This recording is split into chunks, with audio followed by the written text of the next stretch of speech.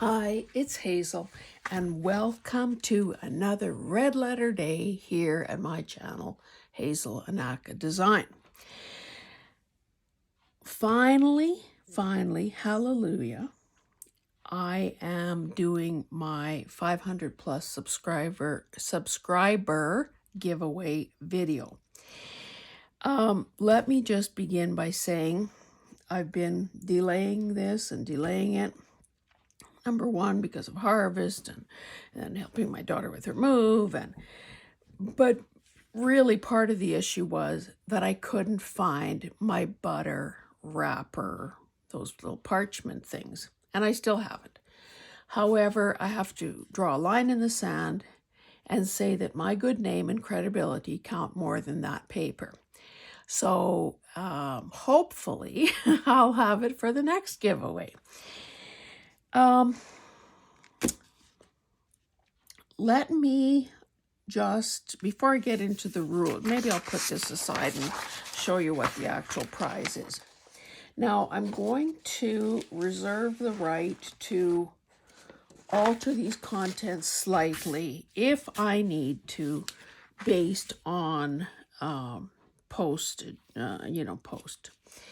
I, excuse me, have tried to put together a cross-section of things that would be appreciated by somebody who's new to the game and is still trying to build their own stash. I know how thrilled I was when I got, my first piece of ledger paper, or when somebody gave me a vintage postcard or whatever. I don't have that paper handy. I did decide, after I priced out postage, both in Canada and the US, that I will open, I'll open this giveaway up to both countries. I have a fair number of American friends / subscribers, and I don't want to exclude you guys. Now, I need to say that I am so grateful for each and every one of you. Now, it should be self-evident, but if you are a subscriber and you've never commented, then I really don't know you. If you are a subscriber and you do comment, I've tried my best to, number one, learn your first name, to address you as such, and to make my responses meaningful. Whether I'll be able to continue that, once I hit 10,000 subscribers, I guess we'll wait and see. But at this point, I really do see you as individuals. And when I think back to the first video I made, I was naive enough.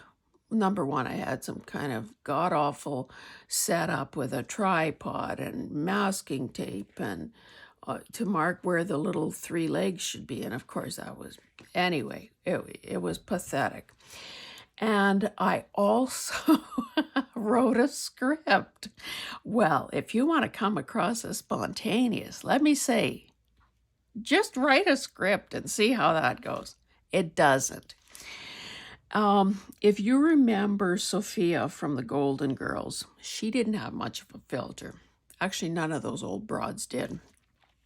And I like to think that I'm at the age and have earned the right to maybe have removed a filter or two, to be able to say and do what I want to do, to be kind and all of that, to be informative, be funny, be whatever. But at the same time, to call a spade, because as I've said before, I say what I mean what I say, I don't blow smoke, I don't play mind games. So kind of what you see is what you get. And it has been a bit of a relief, frankly, to know that there are some people with which that style and that approach resonates. And I have found too, through your comments, that as we get to know each other, You guys can give as good as you get.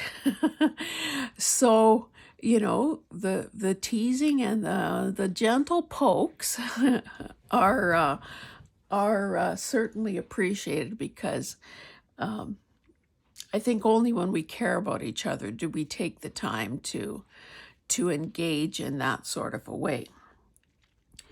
So if you are a subscriber who has been waiting, hanging out, a wallflower subscriber who's been hanging in the wings, thinking, oh, what have I got to say?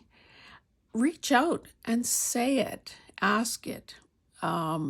If you appreciate something, say thank you. If you want to see something different, ask for it. I think that way it gives the creator some direction and some feedback, and it also gives you, the viewer, what you really want to see. Now, of course, it is a free world, and and I know I do this too, if I have been led through links or a trail of breadcrumbs to a certain site, I almost always hit the subscribe button. Sometimes I'm sorry I've hit the subscribe button, but then I just don't watch, because I gravitate to those people who are providing me with value, with an interesting presentation, with authenticity and no artifice. If they're funny, so much the better, because hey, I'd rather laugh than cry. And yeah, anyway, I will stop all that, but I'm just saying it to encourage you to reach out and make this as interactive a process as we can do. Now, because I have been throwing things on a pile for quite a while, this is not the final format it's going to come to you in, if you're a lucky winner. But it is, like, I know somebody who got an awesome Friendship Any Day package from Dale at Not Too Shabby Chic. I was positive that was a bottomless box, because the stuff just kept coming. And I said as much in the comment I made. And I guess the answer was that Dale really must be a Tetris pro, because I guess her packing is above and beyond. So like in Canada, there are a couple of options. There are these bubble things, and there are also those small boxes where you can mail something for a flat rate of $20 anywhere in the country. So we will see. Perhaps if it's a Canadian winner, there will be some extras put in. As I was putting these things in, I was saying to myself, do you think anyone is going to appreciate getting a length of ribbon or a small piece of fabric or one piece of whatever? And then I said, don't forget that you have to pay the postage on this, and don't forget how grateful you were when you received something from someone. So now that I've convinced myself that this is a good price, let me show you. So, whoa, just lost, whoops, maybe I can get it. I'll be crawling under the table soon. I have some wallpaper. So this piece is clearly big enough to do a journal cover. I have wallpaper borders, and I've included a few of those in here. Now this is really quite dramatic looking, so hopefully that will appeal to somebody's taste. Okay, yeah. I've got this Buddha here holding down the corner of my wallpaper so it doesn't curl up. I'm putting in a couple of these lithograph prints. They're from 1984. And I think that they will... Sorry, I'm still trying to get that thing that fell to the floor. I think that they will, you know, fit into a lot of different themed projects. Oh, goodness. Got it. Okay, what else? This is a folio out of a doctor's journal from 1939, 1940. And it gives an idea of some of the prices that he charged and where he had to write off debts because he couldn't collect them. This is some plain ledger. It's nicely patinaed around the edges, so there's that as well. A couple of pages out of my 1912 John Deere parts book. And I think the beauty of this is the tiny font, the columns of numbers, the sort of table format. So hopefully you enjoy that. These are some pages out of the Strand magazine. Now, if I'm not mistaken, this is about 1890 something. I also have a 1975 Eaton's catalog. So, do you remember these quilted housecoats? Oh my God. Was that not well, I suppose clothing has always had to be done with inflammable or non-flammable fabric, but my goodness, that was... so get a load of those hairdos. Here's a page with some kids and sleepwear, some old office equipment. See, people have calculators on their watches now. This is what a calculator looked like in the 70s. And some cookware. One of the, of course, when I started watching YouTube videos, I saw all these people talking about all these precious old books and these precious old papers. And I thought to myself, well, how will I ever get any of those? Well, it turns out if you throw enough money at something, usually you can get it. So the very first thing I bought from a used bookseller was an 8-volume set of books called Great Men and Famous Women, 1894. So here is this is the title page from volume 1. I just love this, and I think it has some possibilities. Yeah, 1894. And here's just another page that's out of it. So, I don't know. You know what to do with old paper. Here is a few pages of Ukrainian, like the Cyrillic alphabet. So, there are those for your use. These are out of some kind of this is maybe, I don't know, 70s or something, which is still, 50 years ago. Again, columns of numbers and a schematic of something or other. Don't ask me. I keep saying I don't need to know how a microwave works in order to use it. So I don't need to know what all this is in order to use it. This came out of an old atlas, and I thought it was really cool, number one, because so many possibilities with these small rectangles. The fact that there's, 2-tone or 3-tone ink color. And then, of course, there is an actual map. This one is about the distribution, I guess, of soybeans, oil, palm, linseed, and flaxseed.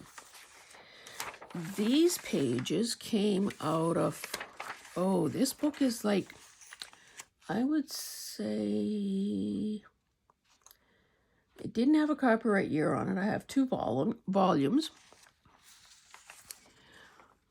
I remember Googling it, and it is old enough to, or it's out of copyright now.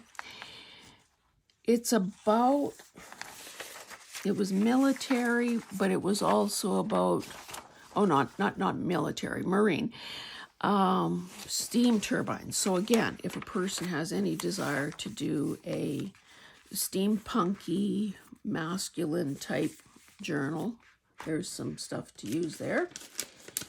What else have I got here?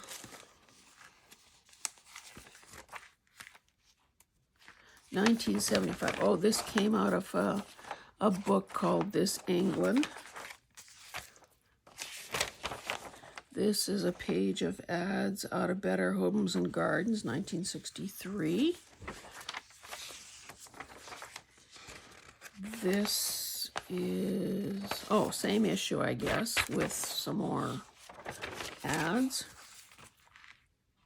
Oh, same issue.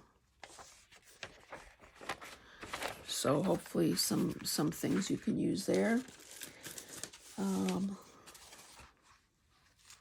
This one is McCall's Needle Work and Crafts from 67. That hot pink is really cool. Plus all those knitting, the font that comes with knitting instructions. This is, what is this? This could be a Life magazine.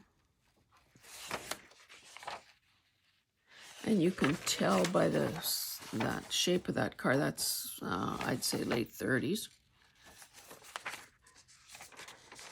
This is New Liberty, 1953. Not even sure what kind of a magazine that was, but again, some graphics. Oh, this is also out of This England. So if you need some street scene, there's one there. Oh, I always, and unfortunately I've had to fold this up, but this is a broadsheet. This is, actually, do I have a couple here? Yeah, I have a couple of these. They're pages out of, from the Denver, well, okay, the Rocky Mountain News from Denver, Colorado, 1920. Now, I bought the whole big bound thingamajig hardcover. This is like a broadsheet newspaper, so this is what one page looks like. So you can see that there is a lot of good stuff here to be used as well. But again, I had to fold it. Here's a piece of piano roll paper in all its glory. And then, as if that wasn't juicy enough, here is a piece of piano roll paper that I dyed with purple cabbage. And I love this. Incidentally, I have packages of that in my Etsy shop. Nudge, nudge, wink, wink. This is from a knitting book of some sort. I can't tell the age. This is from sort of a Coilbound Book. These are French songs on colored paper. This is avocado dyed something or other, small grid paper. Coffee dyed ledger, that would be quite modern, I guess. Coffee dyed, this was an envelope I gathered from the board game How to Murder a Host. So, I mean, it came apart during the dyeing, but of course, you do whatever you want with it, and you know, either sew it in or re-glue it and so on. These are pages from a 1930s French dictionary. Look at the edges. And of course, these dictionaries always seemed famous for the illustrations, like thousands of illustrations in there. So there's that. I bought a bunch of French stuff from a woman on Etsy, and this came out of a 1930s, what they call a copy book. So C-O-P-I-E is how it's spelled. So what I believe this to be is like, this would end up being like a carbon, in 1938, a carbon copy. Now this, you can see it's very transparent. So these make, you would use these the same way you'd use a napkin or tissue paper. So you could, there are 3 pages of this. You can rip, and of course the color is gorgeous. You can rip it up and use it as collage, and it will be a layer that is still semi-transparent. I have more wallpaper borders. This one is big enough to be a journal cover. And who doesn't love the sewing theme? This is a narrower one that obviously could be used for, you know, tags or a belly band or whatever. I think I might have done oh, here's more avocado dye paper. This is smaller than an 8.5 by 11. It is like typing paper. Oh, see, because I was adding to these things along the way, they're kind of out of order. So I'll have to pack it like it's Tetris. I should just put that aside because it's kind of annoying me. Here are some, these are a couple of pages out of one of those mortgage calculators. Hey, if your mortgage was at 26% or 14.5%, not as far-fetched as you might think, this came out of a little parts book of some kind. So this is automotive light bulbs, so it's sort of a spec sheet for that. Oh, here's some more Cyrillic. This is Indian. I happen to luck out on a couple of those books. This, I believe, is, oh, is it? Don't think it's German. It might be Swedish, not sure. Asian of some sort, don't know if it's Japanese or Chinese. This is, I would say, German. This is French, and it's got some little pencil marks there, somebody who's taking notes. Yeah, this is French grammar book. Here are a couple of pages out of another manual of some sort. Nuts, bolts, and washers, and composite beam specs, I guess. Oh, I've got some of these. I think these are 6x6 envelopes, so I can do something with those. Oh, you didn't see the video where I did. Do you remember when I did a video on making faux leather? Well, this was from a blue hanging file folder. So one day, like I had all those raw pieces, because of course I didn't do that in the video, I just did my little swatches. So I treated them all. So this feels all wonderful, leathery like, so use that in good health.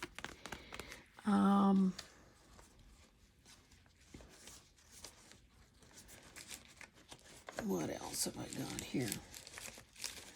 I also have upholstery samples in my Etsy, so I've included some upholstery samples. This is a floral of some sort that is kind of a sheer, I guess, drapery weight. Oops, wrong side. This could easily make a cute cover. This is more tweedy. Included a bit of a coffee dyed corner of I think back in the day they were called luncheon cloths. So this could be a cover as well. Or, well, why am I telling you what to do? You do whatever you want if you're the winner. Some linen that would, of course, would take dye nicely. A couple of these sheer overlay kind of things that I salvaged from a garment, a thrifted garment. I cut that out of something or other. It's lightly coffee stained. A bunch of these butterflies that I cut off a gigantic infinity scarf. So those would be great for fabric flips or whatever else you choose to do with them. More of these motifs that came off this was a set. You know what? This might have even been a wedding present because that was sort of what they did back in the day. You'd get a little box with a luncheon cloth and 4 napkins. So here's some more of those little guys to use for clusters or whatever. This also came from a tablecloth set. These are appliqued and hand-stitched, I would say. Hand stitched, so there are a few of those. Like, I can only keep stuff for, 40, 50 years, and then I have to just get rid of it.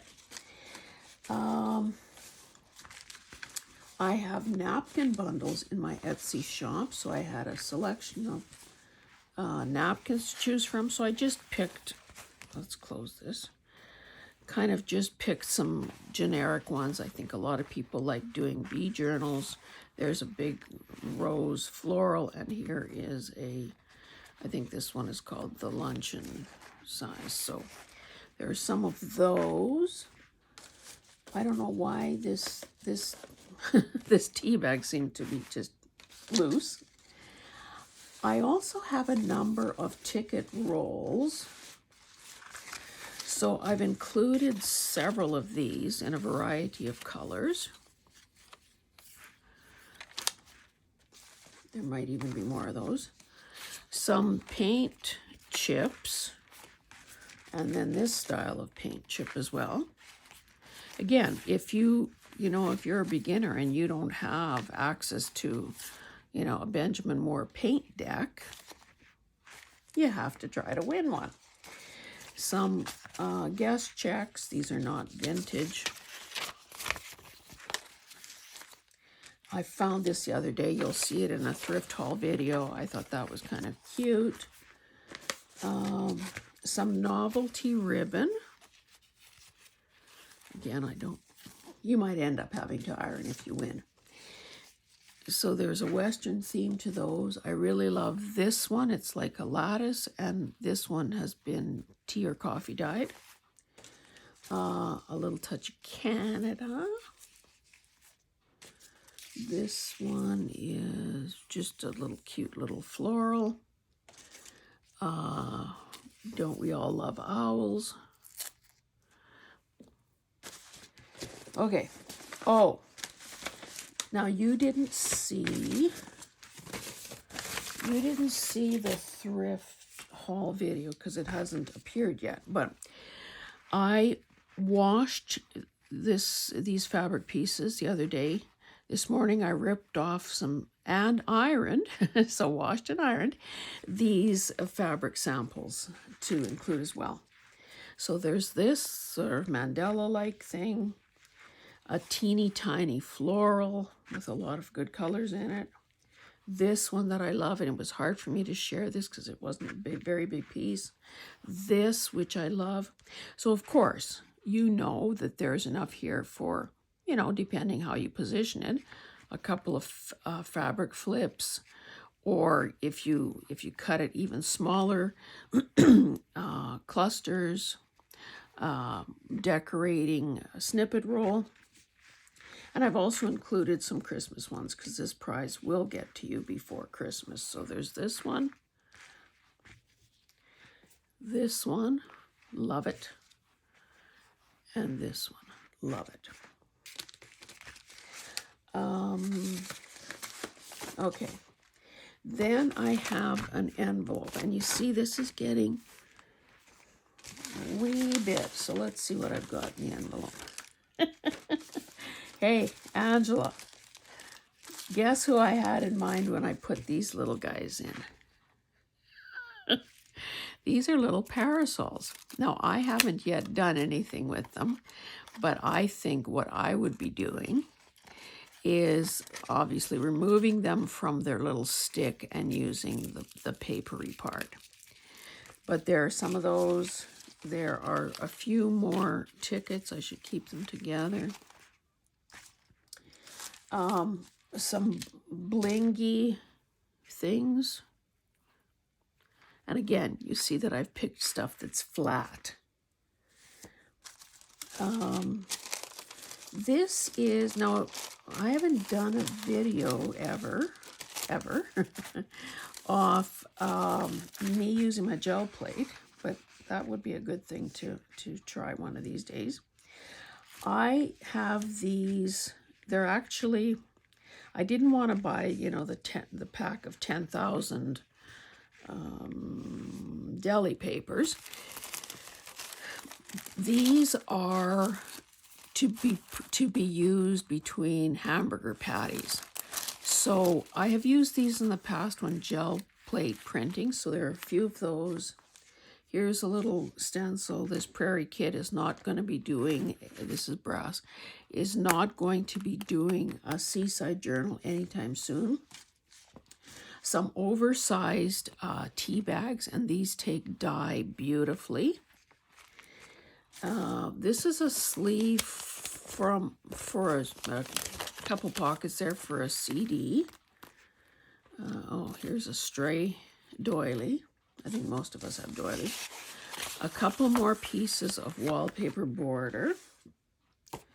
I also have playing cards in my Etsy. So this is this is a large print card, flashcard,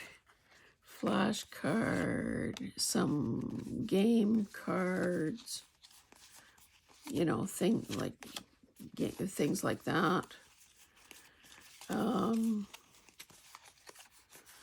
The rest are probably all playing cards of different vintages and styles.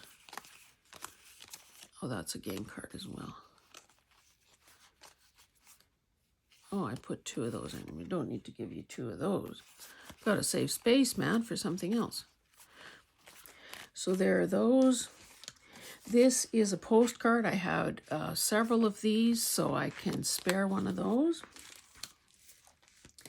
Here are some of those, do we know the year? 72, some recipe cards. This is when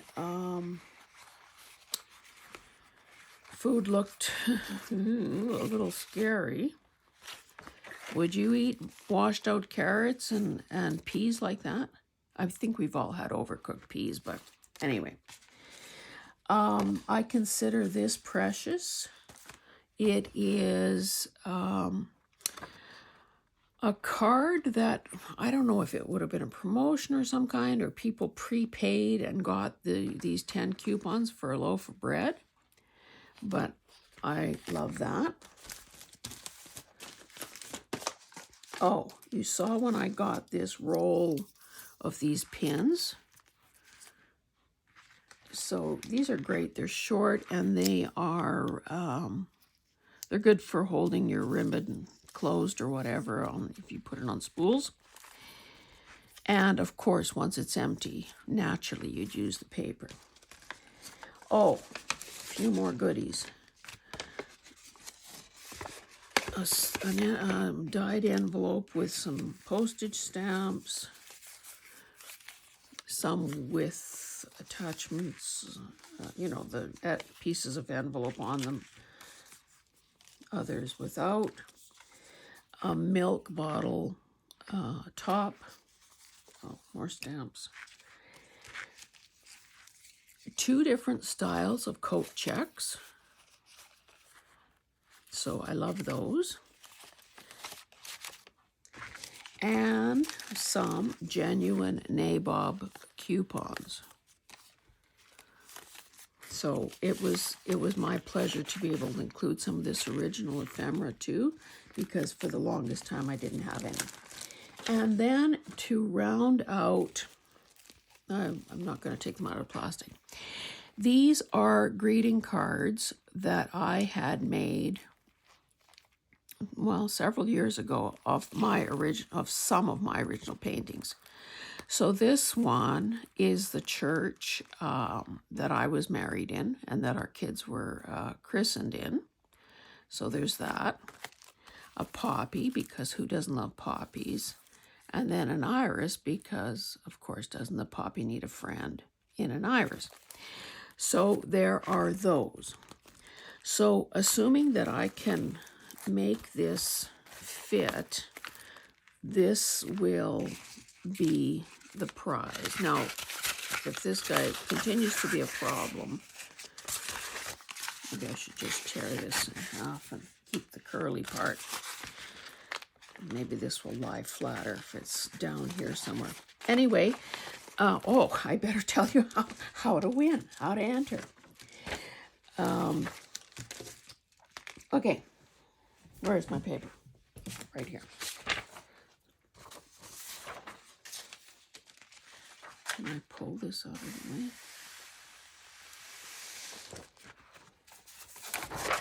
Okay, here we have it. So maybe you want to take a screenshot, but I'll also put this in the description box. Hazel and Naka Design 500 plus subscriber giveaway. Open to Canadian and US subscribers only. Must be a verifiable public subscriber. So what does that mean? So lately I've been talking a bit about that in some of my videos. And today, as I was writing this out, or as I was typing this out, I just went through it again to make sure I wasn't steering you wrong. It says how to subscribe to me, but of course the rules would be the same for anyone. So go to settings on your YouTube channel. Click on channel. Select the advanced settings tab. And then towards the bottom of that page or window, it says manage your YouTube account. And it opens something else up. And then you click on privacy. Turn your now automatically YouTube privacy settings are set to private. So if you want to turn it to public, you have to turn that off. Now, of course, somewhere along the way, somewhere there in the help menu, there, like if you Googled how to make subscriptions public or whatever, there is a tiny little 1-minute video. But of course, I rewatched it today, and it must be an old one because that screen doesn't look like my screen. So anyway, just be grateful I'm not your tech support person is all I can say. So basically, the whole rationale for this is that I want to be sure that this curated prize pack is going to someone who is actually a subscriber and not a Johnny-come-lately who who searches for the word giveaway in the video titles. So, I mean, anyway, that's my intention. I suppose there's a way to game the system. I hope you choose not to try that. So anyway, be a subscriber. I should tell you that let's just cover this up for a little longer.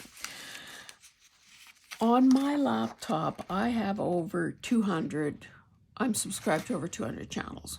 And of course, a lot of those people don't do videos very often.